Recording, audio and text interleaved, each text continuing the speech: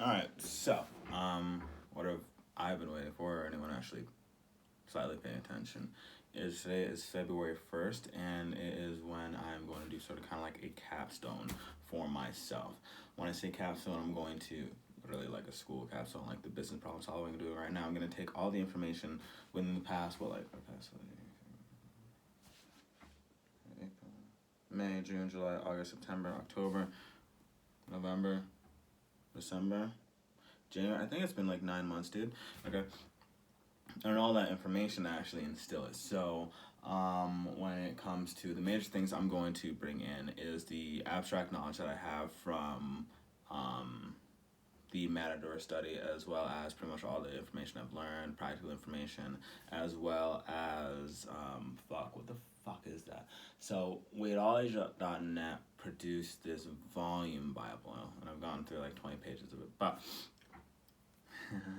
shit from that. And then sort of kind of just like common knowledge, right? So when I say the MATADOR study, what I'm going to be doing is I'm going to incorporating a diet break after a 4-week period due to the fact that they found that, I'll put it all down there, but there's a certain point in time where your body actually, the survival instinct kicks in, and it's like, fuck, let's just slow this motherfucker down and let's bring the exertion rate down. So your total daily energy expenditure, but more specifically your non-exercise activity thermogenesis and the resting metabolic rate.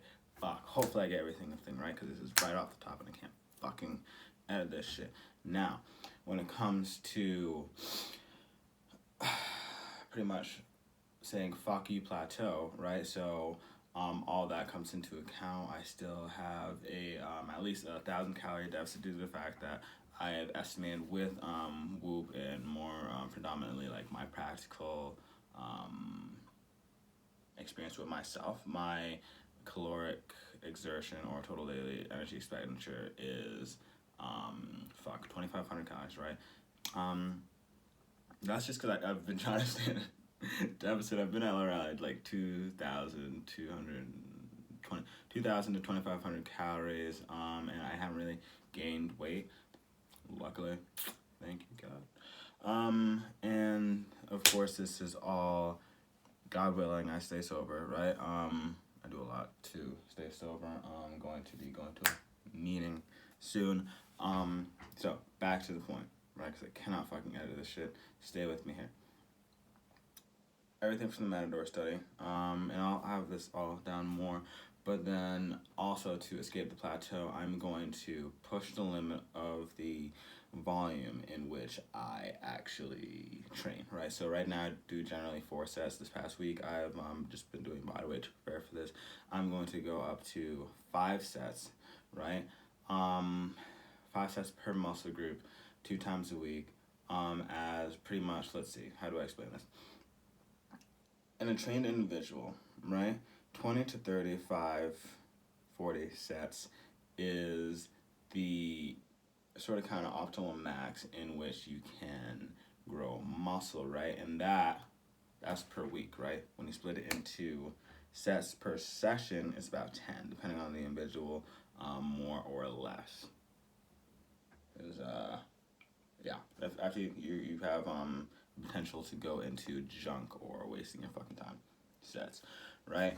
And I'm also going to be that, so that's why I do like leg day, right? And then like Monday is leg day, Tuesday is like generally I do push day.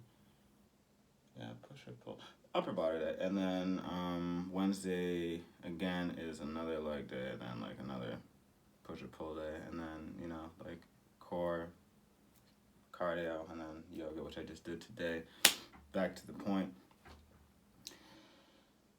And I incorporate supersets. Like I pretty much do every single fucking thing I can to actually maximize muscle growth. And I'm going to incorporate that, especially in this deficit, so that my body at least maintains the muscle that I have, at least most of it. I will be in a catabolic state, so there will be some loss of muscle, but like the way I predict it, it's gonna be about 8% fat, like maybe 20% muscle, right? I'm not gonna lose a lot, and yeah, yeah, it's just this fucking necessity. Can't fucking escape it, dude. Yeah. So personally, getting out of the science and looking to myself, I believe I will definitely succeed in this fact. The only thing that could be detrimental and oh god, if I fail, I would be in a very depressed state. Is the fact that I work at Walgreens and 7-Eleven, and my weaknesses are cashews.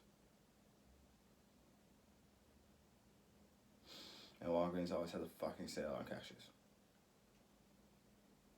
And then 7-Eleven, because like you're just like 2 nights a week, I'm just gonna be like, you know, there. But I'm also gonna be studying, so I just need to incorporate more discipline. I've been lax, especially these past like 2 weeks.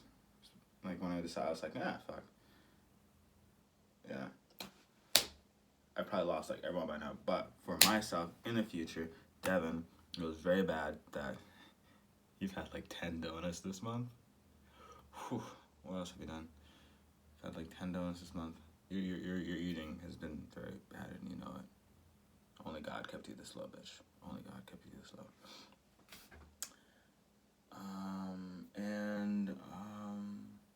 Yeah, appetite.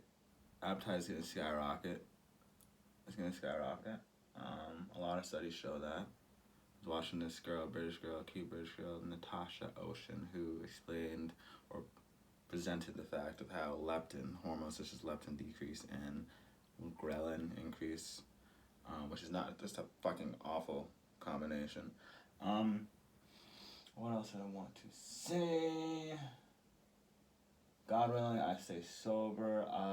After this, the 2-week maintenance period, right? So it's gonna be 4-week deficit, 2 weeks maintenance period, and I don't know what I'm gonna do after that. But after I finish completely punishing and torturing myself, I'm going to incorporate the theory of reverse dieting, so I can get the fuck out of this deficit. So that'll be like a bulking phase, which is why I want to get down to 160, so I have like 15 pounds to do a lean bulk. I don't want to get over 180. No. And somewhere within this, especially on my page, it'll primarily be projected through Instagram. I'm going to show a body update for the day.